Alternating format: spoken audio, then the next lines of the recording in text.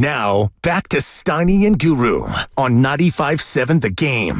All righty. Welcome back. Matt Steinmetz with Evan Giddings today. Guru will be back next week, and we're joined by Mark Willard and FP Santangelo making his, 95.7 The Game debut. Ooh, that's I guess different. It is. That's different. It is. And are you more nervous now for this debut than you were when you got 2 hits in your major league debut for the Montreal Expos back in... You can say the year.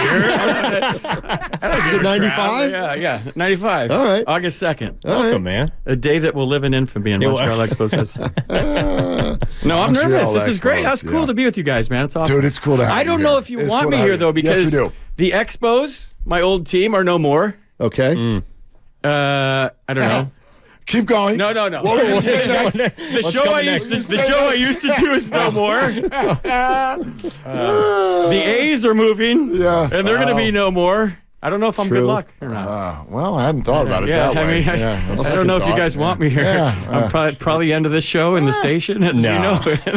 No, man. Looking forward to it. We'll sign you to a 10-day. Yeah, I'm good. Yeah. No, it's good to have you, man. We're looking forward to today. Let's have some fun. And he's going to do the morning show with Bonte tomorrow, too. Oh, sweet. Oh, cool. Yeah. Are you guys ever worked together? No.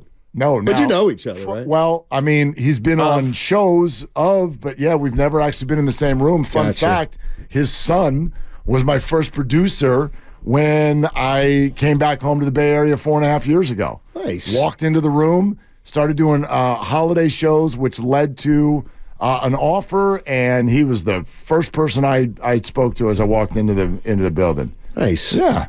So sorry to hear that. Yeah.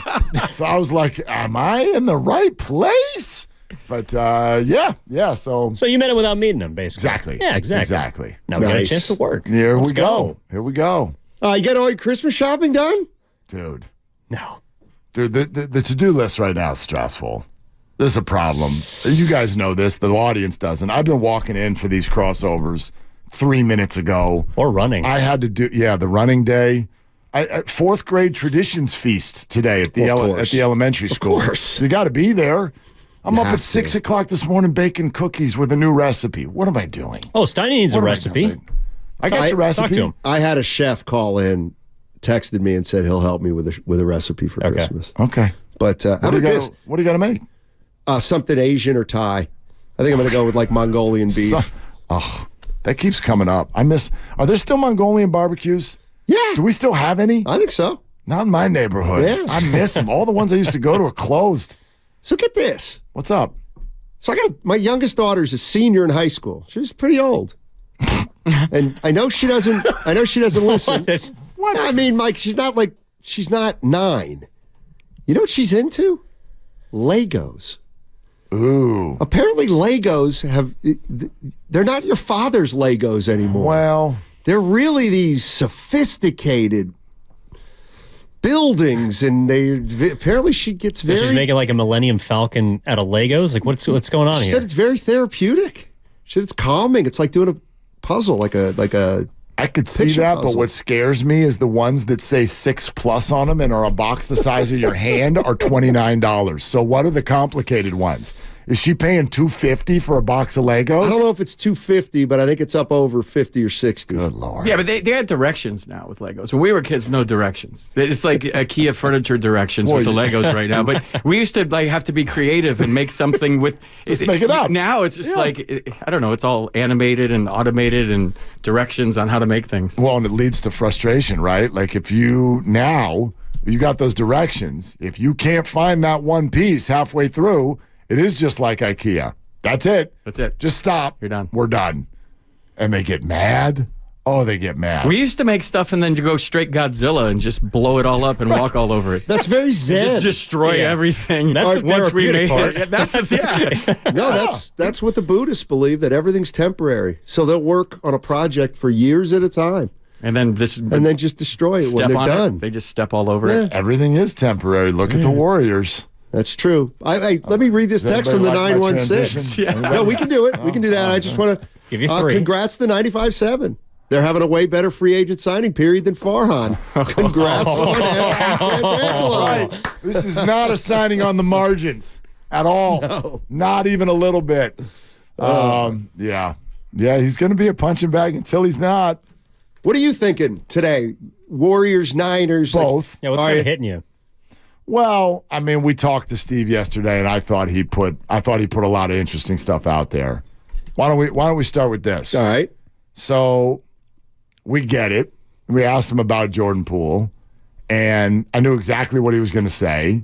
And I believe that he authentically believes it, yet I also believe it's an advertisement. It was, well, I know that the Warrior fans are going to go crazy with their ovation for Jordan Poole. Are they? I don't know. I don't know. I don't either. I'm going to be in the building tomorrow night. We'll find out. I don't know what this is going to sound like. He's a champion, man. He is. I'm not like... That's where I think it should He should get an ovation. It starts and ends with he helped him get a ring in 22. He's a champion. He's going to get an ovation. Yeah, but so did Aubrey Huff. He was a punching bag. Why wouldn't he get an ovation? And I'm really sorry I just made that Yeah, I was going to comparison. say, But it's not a comparison. My point is like, you won a ring, but that's it? No questions asked? Yeah. But he had a bad year last year and dribbled the ball off his foot every single time and was out of control. But in 22, he was a big reason why they won a championship. No and doubt. I think that's what fans are going to remember. I don't know. I could be wrong. I mean, if people still love Maurice Spates, I feel like they should, What about like Kelly? Jordan Poole is a bigger part of the championship. What about Kelly Oubre didn't play on a But championship? let's not act like we're going to ignore the elephant in the room. It's not the same. And I know I've been super... Don't let him score 45. What's that? I said, don't let him score 45 on Friday. Don't let him. Don't let him win another championship. He's shooting. Oh, yeah. He's going to get some shots off. He's shooting all night. That's for sure. Oh, my God. Yeah, also make sure the floor is not wet. A couple slip and falls from time to Dude, I time. was at the Celtics game the other night. The Towel Boys, they're out there during action now. It's been a minute, so I'm watching, and the play's down on one end, and they're at half court wiping. Like if the ball goes the other way, dude, they're going to get caught on the court. Get it. You were there, weren't you? Yeah, it was a great game. Oh my gosh, Nice, unbelievable. It sounded like it did get loud late. Like the crowd was into it. It did. Yeah. Fourth quarter overtime, real loud. Yeah. Especially. I mean, look, and I think that's kind of. Like, to me, Jordan Poole is someone that, however you feel about him, I think I'm kind of with UFP. Like, you have to respect his contributions and what he did, and that's why I know we were talking about it earlier of the amount of people that may not say anything, but I'd be very surprised if there were boos. Like that to me is off the table. I agree. Oh yeah, I don't know if it's off the table, but I agree that would be a smattering at best. I just think let's honor that this is a conflicted feeling. It's not pure. It's the West Coast. We don't boo. No one's booing. That's true. You got to earn your boos here. This isn't Philadelphia or New York also or Friday. Boston. Someone will be drunk.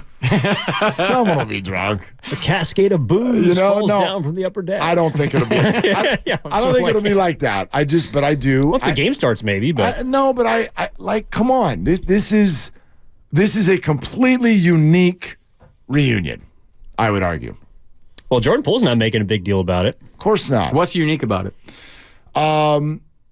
He is a champion. He was a big part of a championship.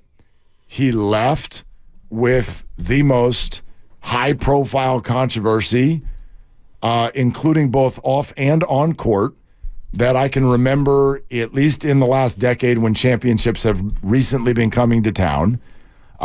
He also has seemingly been very, very happy about the departure. Like there were the comments about everything that needed to be achieved in Golden State was. So I don't think any of it is like, it's not boo-worthy, but it's not just like, yay, our favorite's coming back to town. It's not that. I mean, Is it?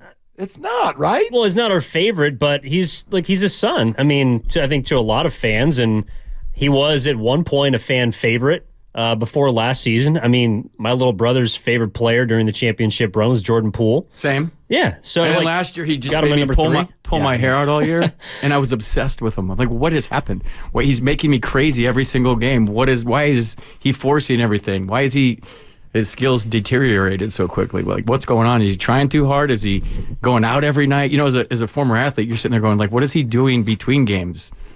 Or did he just get his bell rung all season from Draymond. I don't know. Yeah. I mean, no, of all the emotions, sympathy is one of them.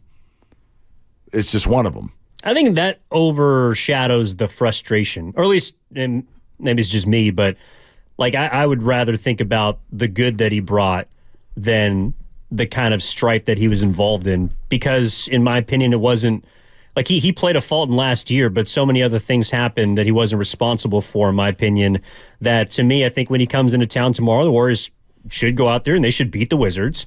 And I also think that something like before the game, we'll see probably Steph and Clay go up and dap him up and hug him, and it's going to be all good. And I think the crowd will also feed off of that as well, which is the Splash Brothers still got love for this guy. I mean, they're going out and working out with him in the summer.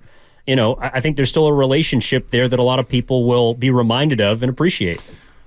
I don't deny any of that. I do think it gets overplayed that if you guys worked out together and that automatically means that they're bosom buddies.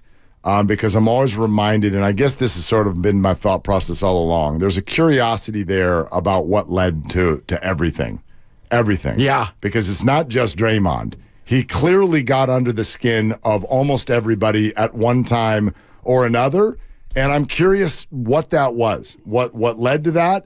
And we all know the way the NBA works. That guy got traded. That means Steph Curry hit the green button. Steph Curry said yes. So they can work out together, but he also greenlit a trade. And that is curious to me. So this is a basketball thing also. You're listening to 95.7 The Game, KGMZ FM and HD1 San Francisco. Always live on the free Odyssey app, Twitch, and YouTube, powered by First NorCal Credit Union. Is it possible Steph said, look, I know we got a problem with these guys. I trust you to figure it out. Whatever you do, I'll support. And it just happened to be Poole. Maybe, but we remember what we were all thinking and feeling back then. Like, there was a drumbeat about you got to trade Poole, or can he even coexist on this team anymore? I do think you got to choose between Poole and Draymond, basically. But there's a big difference, and this is, and I've always loved to get at the heart of this, and this is something FP can speak to as an athlete, a pro athlete. Is okay. Steph Curry is a monster. You know, you gotta not appease him, but you got to run stuff by him, and so this narrative that we don't know that he said if you trade Draymond, all hell's going to break loose. You know, I don't necessarily like that. That would be one extreme. Like if you trade Draymond Green, I'm going to ask for a trade. Well, the other extreme is get him out of here. So it could be in the middle where, like, you know, Steph's like, I still think we need him to win a title, but I get that he's becoming a problem. I might not want to get into the, you know what I mean? Like, I don't know what, I think, like, LeBron would act a certain way, I think, but I don't think it'd be the same way as Steph acts. Whenever there's dysfunction, you got to get rid of whoever the energy vampire is in the room. Whoever's sucking the life out of the locker room, I don't care how good they are. There's a guy right now that's sucking the life out of their locker room. He's suspended indefinitely. Interesting. And the juice and the squeeze aren't matching right now like they used to, where you can put up with things. So if I have to come to the locker room every day and answer questions about you, Mark, and that takes away from my focus on what I need to do to be successful, now you have this pall that's kind of going around the team where last year they had to talk about the punch all season long.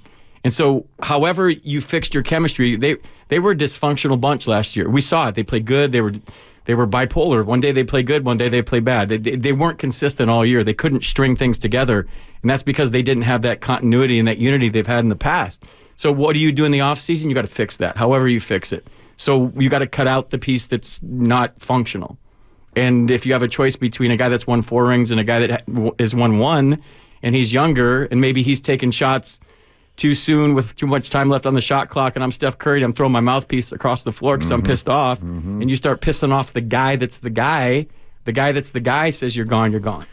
Well, that's the thing. See, I like to hear this, though. Yeah, go ahead. I'll tell you why. Is because I get the media's not perfect and all that, and that they have to do some things. But to me, the one thing, when KD was a free agent, all right, or he was signing those 1-year deals, especially that 3rd year, the Warriors would go into a city, New York, and they'd all get asked about KD and his impending free agency. And that's gotta matter over time. I've been around guys like that as a broadcaster, maybe more than a player, but Barry was a little bit like that with the Giants. Not that it was his fault, but when you're that big and maybe you're a little bit surly to the media and you're in the training room and now we have to ask questions about Barry instead of Barry asking him, that becomes a thing after a while where it's sucking the life out of the place. And I was with a team back east for 10 years who had a really big superstar that kind of had the same vibe going where it was a lightning rod kind of guy. Maybe not his fault, but that's just kind of how it went down. And you talk to the players and they're just like, every day it's something about this guy. Every day it's something about this guy. And like, uncle. Right. At the highest level, it's hard to win one game when everything's peachy. Your family life's great. Everything's great. Your contract, your teammates. We're skipping to the locker room every day. We love each other. We all hang out. It's still the hardest thing in the world to win one game. But if you add stuff to the equation of, I got to talk about this guy all the time, and he's never at his locker answering questions, and this won't go away, and you get that whole thing going on, now you're taking something that's hard and making it even harder. So ideally, as an organization, whether it's football, basketball, baseball, the major sports, you want that continuity. The Niners have it. The Niners have it. Whatever it is, they have. They all love each other. They check their egos in at the door. They don't care. The Warriors didn't have it last year. Maybe they're getting it right now. TBD. Maybe it's a good thing that Draymond's gone right now. We'll talk about that. I think it's a good thing. We brought that up with Steve, and he answered it. Grandy, get the drip ready. I ran into Barry last night. Did you? I ran into. Now I don't know him. Was he on his bike? No, I've seen him on the bike before. Did you hit him with your car? No, he brushed up against my shoulder, and I flew 7 feet. Yeah, no, same restaurant. I was on my way in. He was on the way out. You said to me, like, hope you enjoyed date night last night. Yeah. He was there when I walked in. The Buckeye? No, it wasn't Buckeye. No, we got out of. You went to a fancy place, man. It was. Wait, actually, Barry's cheap, so maybe it wasn't a fancy I'll tell you place. exactly. Every place in Marin is fancy. Yeah, I'll tell you exactly what it was. We went to guest house. All right. In I don't know, is that in? Was it Kentfield? Kentfield. Thank you. Oh my God, Kentfield. Well, like any of the cities are different up there. Oh, they're all the Kentfield, Ross, San Anselmo. What's the difference? There's some levels to Money County, though. I've heard difference? Kentfield is, Hey, like Atherton. Listen, wasn't my credit card, so it's all Thank you, lovely Christy. But anyway, yeah. Barry was there, and I have seen him on his bike before. But and I might have done the way too loud, like he wasn't out of the building yet. And I'm like, that's Barry Bonds. I don't have a good whisper voice. You guys know this. And I turned around after I said it, and he and his lady immediately left. So I was wondering if he heard me. He's like, oh, crap, this loser. I'm out. No, he's nice, Barry, now. No, I know he is. He would have come over, I know he is. chatted you up. I know. I've heard that. It's funny. I love observing stars out in the public. Well, the presence. I just love the it. presence is unbelievable. 3 weeks ago, we went to the Ship on a Thursday. John, that's right. Luke, and Get the I. drip ready. I can feel it. And who comes walking in but Jerry Rice? Yeah. No way. Yeah. He was Suited and booted. You know what the Battery is? That club? Yeah. So I've been there a few times. Yeah, he had an event. Once or twice. I mean, if we're name dropping, let's go, man. Randy's just like he had an event there, so he got there early. Clearly, So he went to the Ship. He had a Guinness, and he's standing at the bar, and John Lucan, our guy, a little younger, was like, "Oh my gosh, Jerry Rice." I'm like, I'm not saying anything. Like, what am I going to say? Yeah. But it took there were about five guys on the other side of the bar, and they were just like, "Home." Next thing you know, they're all around him, taking pictures, reliving the glory days, and I'm like, that must be so hard. Exhausting. Day after day. Exhausting. After day. Like It is. It is. Right? It's so hard, you guys. Santangelo, ladies and gentlemen. I mean, it's awful. No, but really, like, do you ever have those, like, everybody, maybe not everybody, but everybody sort of dreams about money and fame? And then do you ever have those interactions with people like that and then think to yourself, good God, that must be exhausting. Exhausting. You got to be on. No. I gotta believe. Can't go anywhere. No. But I gotta believe. I think they I want my private jet, my helicopter, my yacht. And as exhausting as that would be, I'm all for it. But you could be rich without being recognizable. I mean, I would assume. Wouldn't that be better? I would assume they look at it the other way. Like Jerry Rice is driving to the Battery. He's like, oh, I got a half hour. Maybe I'll go pop in. Dude, But when you pop into that bar, No. Like you don't go to a bar and say, I'm just going to have a No. quiet drink. Like you have to prepare yourself. I'm going to tell you this. He dug every single second of that. Because when you retire, I don't care if you're Jerry Rice the GOAT or you're some peon like myself, you want to be remembered. So he dug every minute of that. When people were coming over, he loves that because people remember him, and it's that rush that you don't get anymore from catching a touchdown pass in front of 75,000 people. The rush you get now is people coming up to you and saying, "You're the greatest receiver I ever saw. I love you. I miss you." He likes that. Trust me, he likes that. Jerry does like attention. I was thinking of Montana. Yeah, exactly. That actually like explains. Joe probably has to gear up. Jerry's on the field still every game, trying to get looked at. The big chain. Does Barry? I know he's nicer Barry now. Does he like it? Does he? I know he's a private guy though too. He's very accommodating now, right? But and he was all business when he played. Yeah, and maybe he didn't love the media as much as he could have, but like now he goes like shakes hands and kisses babies in the suites all the time, and I see him now, and I think Barry even enjoyed. If you would have went up to Barry, he would have loved that. Maybe when he was playing, he would have told you. I feel guilty. Well, it makes sense why he ordered a Guinness. And I've said this before. It's the longest pour in the book. We had two more seats at the table. I could have asked him to sit down. I mean, I have an old fashioned. Let's go. Yeah. I have a friend who's got a son who's a senior in high school, and he's into biking, and he's bumped into Bonds down on the peninsula a lot biking, and he goes up in Marin and bikes. No, he's intense about it. Yeah, like, he's super. It is his thing. And Bonds apparently not sought out, but he saw the kid, initiated the conversation, and ended up talking to this kid about bikes because they're both totally into bikes for like 15 minutes, and he was just totally. I tell you, it's a really nice guy. It is a moment. End of story. When he rides by, like with a helmet on a bike and biker shorts, the home run king flies by you. Like I was walking the dog, and the guy just flies by, and I did a full body spin. And I'm like, because he's going fast. So you're just like, oh, whatever, there's a person. And then you're like, wait. And you just, Doppler affected.